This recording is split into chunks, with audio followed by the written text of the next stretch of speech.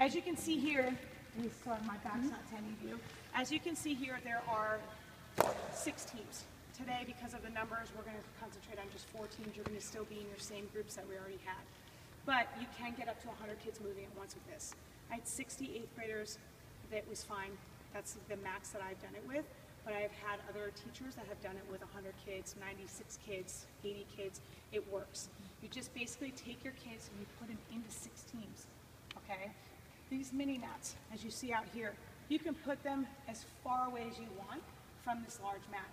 Clearly, the further away you put it, the more cardio they're going to get, right? They're going to be racing up. So just depending on where they're at, put the mats as far away as you want, but within reason, okay? Every team needs to have a team color. So you're going to tell them their team color before the game starts. And down here, if you look, blue, red, and green, you need to also tell them their reps. I was just talking about the basketball Skillastics. When I did that, I had some kids who were amazing with basketball. I had a student who's playing now for Wisconsin. He's playing football, go figure, but he could dunk in 5th grade, and he was amazing. Now, when we played this game, him and there were about 3 or 4 other kids that were really advanced with their basketball skills, I put them in one group. Now, in a normal setting, the children would complain about that, right? Why are they all together? They're the best players in the class. Why are they together? Well, actually, they're going to have to do the higher reps. So for basketball Scholastics, they were doing the green numbers, but everybody else was really back down either at the red or blue. So you can differentiate that way and looking at their skill development and where they're at, and then kind of putting them that way. When you first start off, if you're not sure where everybody's at, start them on the blue and start doing your assessing, seeing where they all are, okay? So for today, we will be sticking with the blue just all together so you can start to see how the technique works. Once the children are in their teams, they have their team color and they know what repetition they're doing, it's that they're set. They know how to play this game. When you turn the music on, the first child from each team races up to the mat and they roll their dice. Okay, whatever they land on, they move their marker piece from their start point. 1, 2, 3, half twist turn. They're gonna race back to their group and the whole group does it together. Okay, and they're gonna do it 10 times together as a group. As soon as they hit number 10, the next kid in the group is gonna race up, roll the dice, get the next activity. So you need to tell the children to number off before they start so they know who's going first, second, third, so forth, okay? Once they get fully around the mat, they pass their start point and finish that activity, they're the winning team. Now when you look at that, you're looking at about what, 5 minutes or so, it's very quick. Awesome for warm-ups. Quick instant activities, roll this out. It's so easy. You have the mat, you fold it back up, and put it away. It's a very quick setup, and obviously takedown too. Now for me, I wanted to run it a lot longer than that. Okay, so although I did use it for warm-ups here and there, and I did use it for quick instant hitters, I also used it for long 30, 40 minutes. Okay, and with that, what I would do is I put paper clips in my pocket. Every time a team passed their start point, I'd hand them a paper clip.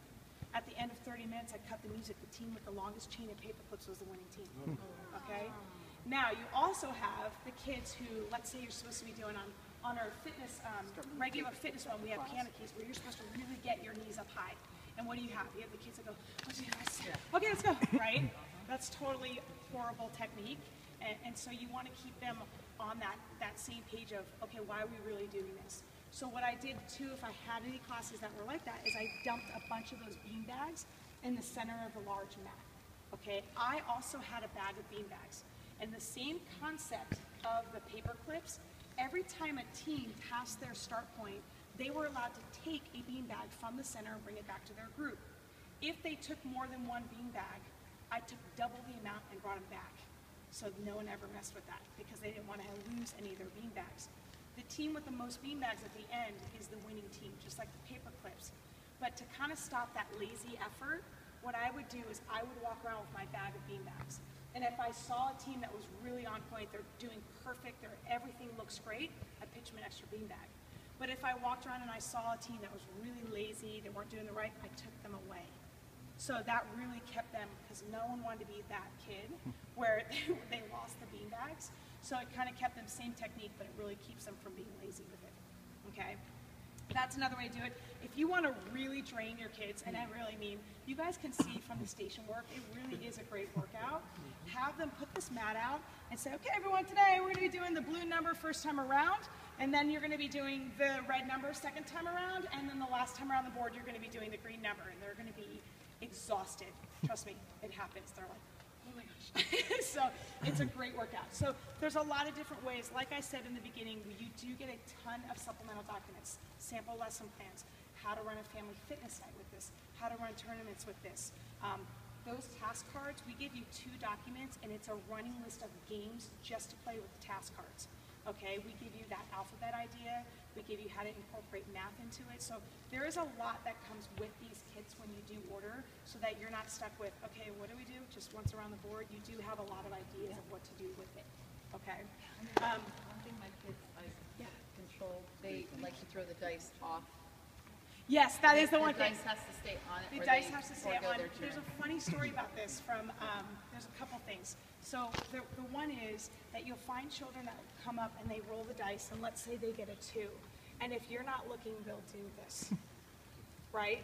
If you catch them, they have to go back to start. So make sure that they know that. So that's one thing. And the other thing is you're right. Sometimes kids will come up and they'll go, right? Yeah.